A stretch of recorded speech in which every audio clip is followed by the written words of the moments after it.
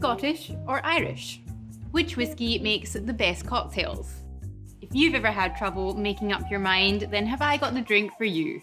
The answer is obviously both.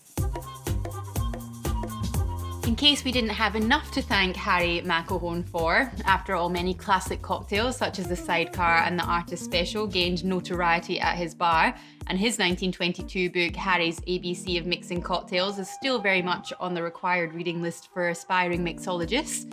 But he also provided us with this potentially controversial concoction.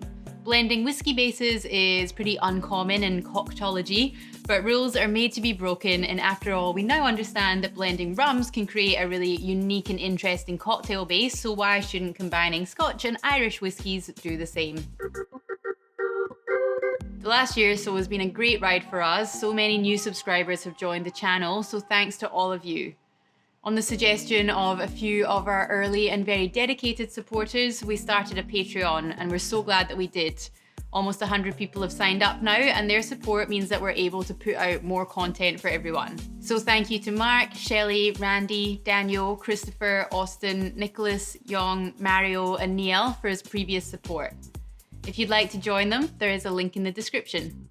Honestly, this drink is actually not dissimilar to a Mai Tai if you think of the flavors and ingredients, and I almost think of it as a sophisticated winter version. So when we're talking about those building blocks of cocktails, it's fun to remember that it's not just the modifiers that can be switched out, but the base spirits as well.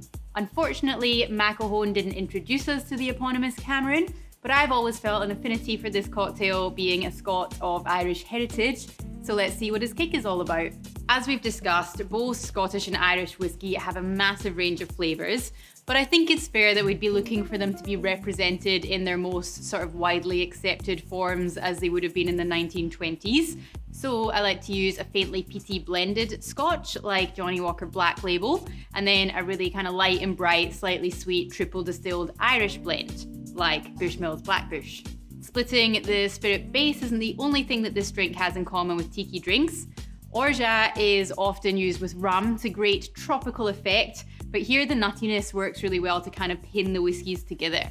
I'm using Monin today, which is really decent quality, pretty cheap and easy to find. Of course, if you have a more kind of local and artisanal one, then definitely support that. Or you can, of course, make your own as well. Steve the bartender actually has a great hack for a quick and easy version, so I've linked to it below.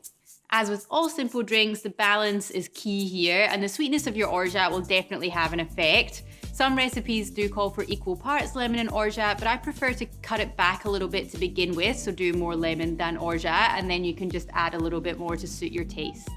The orange twist is actually quite important here rather than a lemon, as it's got that rounder, sweeter citrus note, which works really well with the savoury peat and grain character.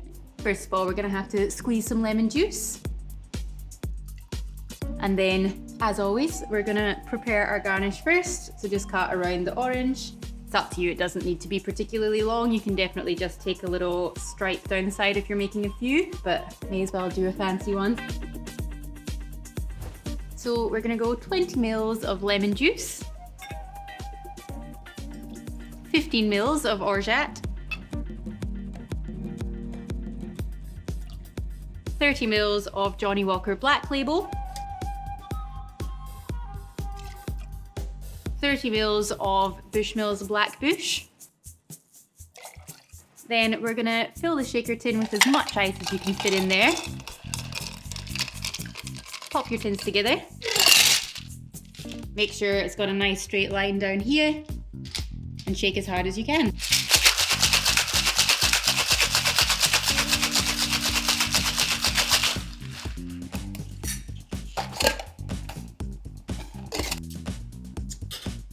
Grab your coupe out of the fridge or the freezer.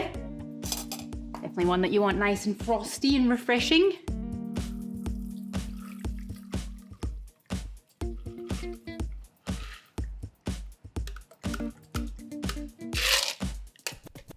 Give your twist a sharp fold over the top of your drink so you get all of those lovely orange oils. And then you can just kind of wrap it round and pop it on the side of the glass. Cameron's kick. So now you know. Now let's give this a try.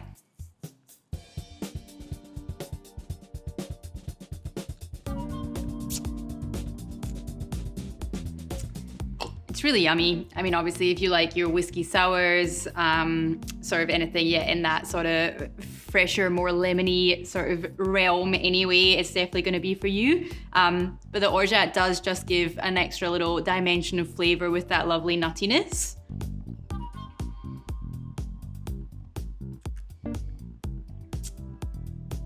Especially on that orange there, makes it feel really juicy and thirst quenching. So again, quite a fun cocktail that can kind of be any time of year. I'd definitely be happy drinking this when it's really hot outside, but also there's enough of those kind of warming orange nut and sort of malty grain characters coming through that just would also make it a pretty awesome wintertime cocktail if you're still looking for something quite fresh. I mean, I've gone back for a third sip. It's pretty obvious that I like this one.